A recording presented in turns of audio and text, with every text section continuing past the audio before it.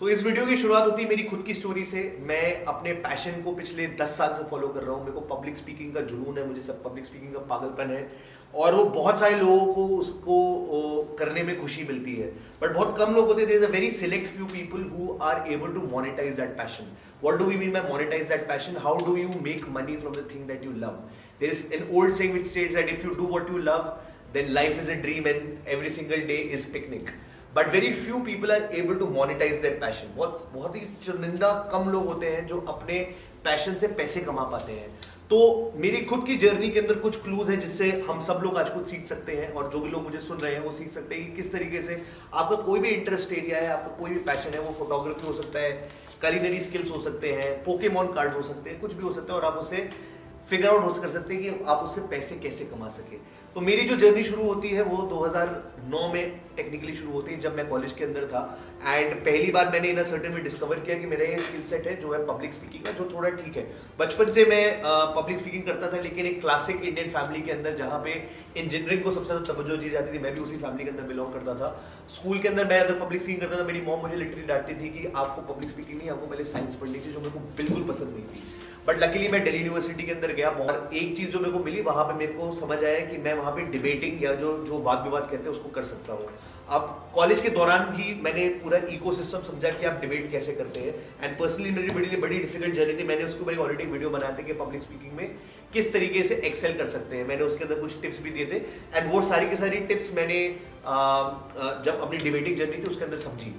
लेकिन जो interesting critical point मैंने कॉलेज के अंदर समझा कि मैंने ये देखा कि जो डिबेटर्स थे उस टाइम पे, बड़े ही आइकॉनिक नामी गिरामी डिबेटर्स थे, वो अपने पैशन को मोनेटाइज नहीं कर पाते थे। कि उसके बाद कोई रिसर्च के अंदर चला गया, कोई किसी कुछ और करने लगे, कोई नौकरी ले ली किसी ने। मैंने समझा कि यार मुझे अपने इस सपने को हकीकत में बदलना है, मेरे को इस काम को अपनी जिंदगी भर करना है, क्योंकि मेरे को इस काम करने में जेन्युइनली बहुत मजा आता है। मैं स्टेज पे जाता था, I used to feel alive, I used to feel suddenly a different person. मेरे को अलग ही पावर महसूस होती है जब मैं स्टेज पे जाके बोलना शुरू करता था। तो 2013 के अंदर मैंने समझा कि किस तरीके से अपने इस बोलने के पैशन को मैं पैसे के अंदर तब्दील करना शुरू कर सकता हूँ, किस तरीके से मैं डिफरेंट एवेन्यूज ढूंढ सकता हूँ जहां पे मेरा जो बोलने का पैशन है ये यूटिलाइज हो सकता है। बहुत सारे डिफरेंट आइडियाज है, और आप 22-23 साल की उम्र में थोड़े कंफ्यूज भी होते हो। किसी ने बोला मुझे एक एमसी बन जाना चाहिए, किसी ने मेरे को बोला कि आपको किसी और स्पीकिंग लाइन में घुस जाना चाहिए, कुछ ये करना चाहिए, वो करना चाहिए। But I realize at a very early age, मैंने फोकस समझा कि मुझे पब्लिक स्पीकिंग को उस फॉर्म में यूटिलाइज करना है जहां पे there is an intellectual acumen also involved. Not only just I have to randomly speak, but I have to speak in a place which makes sense. And मुझे personally corporate training और motivational speaking को best avenue लगा, जिसकी शुरुआत मैंने 2013 से शुरू कर दी थी। अब आप जब भी अपने पैशन को इनिशियली फॉलो करना शुरू करते हो, आपको उसके पैसे बहुत ज्यादा कम मिलते हैं। एंड इनिशियली आपको पैसे को भागना बिल्कुल भी नहीं चाहिए। क्यों? क्योंकि आप जब शुरू कर रहे होते हो अपनी किसी भी फील्ड के अंदर, पहले आप अपना एक इकोसिस्टम क्रिएट करते हो। आप एक स्ट्रेंजर की तरह किसी जगह में घुसे हो, कोई आपको क्यों काम देगा? आपको लगता है कि आप अच्छे हो, क्या बेटा आप जेन्युइनली अच्छे हो? कॉलेज के अंदर और रियल लाइफ के अंदर डिफरेंस क्या होता है? कॉलेज में आपका कंपटीशन आपके कॉलेज के आसपास बच्चों के साथ होता है, लेकिन जैसे ही आप प्रोफेशनल फील्ड में घुसते हो, आपका कंपटीशन उन सभी लोगों के साथ होता है जो उसको अपनी लिविंग के लिए कर रहे हैं। तो एक लर्निंग कर्व का प्रोसेस है जिसको आपको फॉलो करना होता है। आप इनिशियली इंस्टेंटली एकदम से अच्छे नहीं होते हैं। आप लोगों को पहले आपको जानते हैं, लोग आपको जानते हैं कि आप इस काम को करते हैं। उसी में पॉइंट 2 आता है कि आपको अपना पर्सनल ब्रांड पे आपको फोकस करना चाहिए। कि कोई भी इंसान जो काम आपको अच्छा करना लगता है उसके बारे में सोचे तो पहले आपका नाम उसके दिमाग में है। आपको पौधे बहुत पसंद है, आपको गार्डनिंग करनी पसंद आती है, तो आप अपना पर्सनल ब्रांड इस तरीके से क्रिएट करें। कभी भी कोई पौधे के बारे में सोचो, सबसे पहले उसका दिमाग में आपका नाम आना चाहिए। अगर आपको फोटोग्राफी पसंद है तो कोई भी सोचे कि आपको कोई कैमरा किस रिलेटेड सोचे कि यार मुझे नया कैमरा खरीदना है, यार वहां पे कैमरा क्या मिलेगा, तो सबसे पहले उसके दिमाग में आपका नाम आना चाहिए। अब वो अपने आप में बहुत लंबी कहानी है कि आपको अपना पर्सनल ब्रांड सोशल मीडिया पे कैसे क्रिएट करना चाहिए, बट आपको पर्सनल ब्रांड पे फोकस करना बहुत जरूरी है।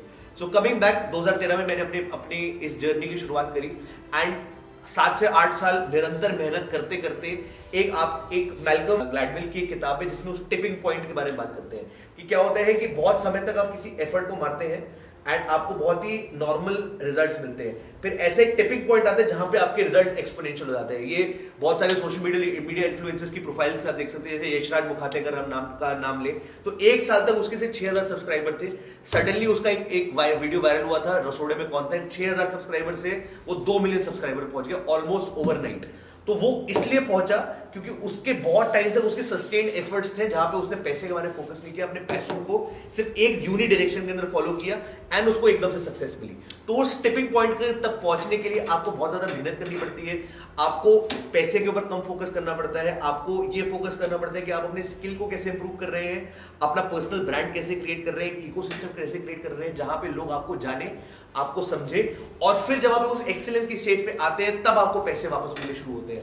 एंड 8-9 साल के अंदर मैंने इस काम को जितना करा है मैंने यही समझा है। और मेरे से बहुत लोग पूछते हैं उत्सव आप यार you are leading a dream life यार, आप बड़े बड़ी कंपनीज में जाके सेशंस कंडक्ट करते हो, आपको उसके पैसे मिलते हैं, आप ट्रैवल करते हो, आप नए लोगों से मिलते हो, लेकिन उसकी जो बैक स्टोरी जहां पे इनिशियली जब मैंने स्टार्ट करा तो कोई भी मेरे को सीरियसली नहीं लेता था कि यार ये एक ट्रेनर हो सकता है, क्योंकि 21 साल की उम्र में मैं ट्रेनिंग प्रोग्राम कंडक्ट करने जाता था, जो मेरे से बड़े ज्यादा उम्र के लोग होते थे उनकी ट्रेनिंग्स मैं कंडक्ट करता था। लेकिन मेरा पब्लिक स्पीकिंग का स्किल एंड एक अपने आप से किया हुआ वादा कि करूंगा तो सिर्फ यही करूंगा, प्लान बी नहीं रखूंगा, ये है लर्निंग नंबर 4 की किस तरीके से आपको ये सोच के रखना है कि आपको प्लान बीज या प्लान सीज नहीं क्रिएट करने। आपको अगर आपको ये चीज पसंद है, आपको यही चीज करनी, तो आपको ऑल इन उसमें घुस जाना है। अब उसके अंदर लोगों की पर्सनल सर्कमस्टेंसेस आ सकते हैं। अगर आप अपने घर के सोल ब्रेड विनर हैं तो आपको दिक्कत आ सकती है कि आप अपने पैशन को कैसे फॉलो करें।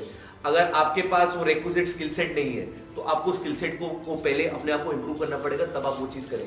लेकिन ये शाहरुख खान का बड़ा ही अच्छा डायलॉग था जब उसने बोला था गुर्बत में क्रिएटिविटी नहीं होती। जब आपके पास पैसे नहीं है तो उसमें क्रिएटिविटी नहीं आती। तो आपको पैसे कमाने के sources figure out possibly initially करने पड़ सकते हैं, लेकिन एक बार जब आप ऑल इन उस चीज के अंदर घुसे तो आपके पास कोई भी प्लान भी नहीं होना चाहिए। और इस बात को याद रखें कि पैशन हॉबी रह जाता है अगर आप उस पैशन से पैसे ना कमाएं। तो आप उस पैशन को तभी क्रेडिबल एम्प्लॉयमेंट सोच सकते हैं या फिर समझ सकते हैं जब उससे आप रेगुलर फॉर्म के अंदर, रिकरिंग फॉर्म के अंदर पैसे कमाएं एंड वो चीज आपको पे करे एंड दुनिया में रिकॉग्नाइज करे कि आप उस चीज के अंदर अच्छे हैं, तभी आपको उसकी चीज के लिए पैसे मिलना शुरू होंगे। तो पैशन को मोनेटाइज करने के प्राइमरी तरीके जो मैंने आपको समझाया, सबसे पहले तो ये पागलपन जिद कि आपने यही इसी चीज को परस्यू करना है, दैट्स नंबर 1। नंबर 2 एक इकोसिस्टम क्रिएट करें। नंबर 3 पर्सनल ब्रांड क्रिएट करें जहां पे लोग आपको आपके बारे में जाने। नंबर 4 पैसे के पीछे तुरंत मत भागे। Number 5 learning. नंबर 5 एक ऐसे इंसान को अपना टारगेट बनाए जो आपकी फील्ड के अंदर आपको लगता है कि बहुत अच्छा कर रहा है एंड किसी तरीके से उस इकोसिस्टम के अंदर उस इंसान के पास पहुंचे और उसके साथ चाहे फ्री में काम करने का पड़े आपको उसके साथ काम करें। अनुराग कश्यप ने का एक वीडियो था जहां पे उन्होंने जोश टॉक में बताया था कि उनको फिल्म मेकिंग के अंदर कोई काम नहीं दे रहा था, तो वो बॉम्बे के अंदर गए और लिटरली लोगों ने लोगों के लिए चाय बनाई, लेकिन उस जगह चाय बनाई जहां पे लोग सिर्फ पिक्चरों के बारे में बात करें। तो उन्होंने फिल्म स्टूडियो राम गोपाल वर्मा के अंदर कोई भी काम को अग्री करा just because he was a part of that ecosystem. So ऐसी सिचुएशन में अपने आप को घुसाए जहां पे जो आपका जो इंटरेस्ट एरिया है, हर इंसान से उसी के बारे में बात कर रहा है। जब आप वो करना शुरू करते हैं तो बहुत पॉइंट टाइम्स पे ऐसी अपॉर्चुनिटीज आती है एकदम से जहां पे हम घुस के उस अपॉर्चुनिटीज को सीज कर सकते हैं। वही चीज मेरे साथ 2013 के अंदर हुई। मेरे को हमेशा से ट्रेनर बनना था, 21 साल की उम्र में ट्रेनर बना और सडनली ऑलमोस्ट 8 महीने तक मेरे को कोई सेशन मैं कंडक्ट नहीं कर पा रहा था, क्योंकि मैं जिस कंपनी में काम करता था they were asking me to first generate business for them, only then they will send me to a training session. But एकदम से क्या हुआ, अराउंड 6.5-7 महीने के बाद एक ऐसा मोमेंट आया जहां पे एक बड़ी ऑटोमोबाइल कंपनी मारुति के लिए ट्रेनिंग सेशन था और जो उस दिन जिस ट्रेनर को जाना था उसका या तो टायर पंचर हो गया या फिर something happened with he couldn't go and with in 1 घंटे के अंदर मेरे से पूछा गया कि आप उस जगह पे पहुंच सकते हो। मैंने ऑफ कोर्स उस जगह सवाल का जवाब हाँ बोला एंड रेस्ट एज दे से इज हिस्ट्री। मैंने वो सेशन इतना अच्छा कंडक्ट करा कि मेरे को और अपॉर्चुनिटीज आने लग गई।